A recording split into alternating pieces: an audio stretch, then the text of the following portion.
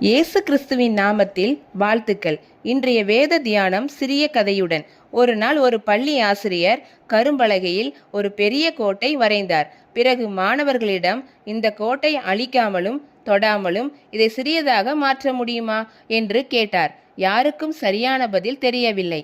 அப்பொழுது ஆசிரியர் அந்த கோட்டின் அருகில் அதைவிட நீளமான ஒரு கோட்டை வரைந்தார். உடனே முதல் கோடு சிறியதாக தோன்றியது.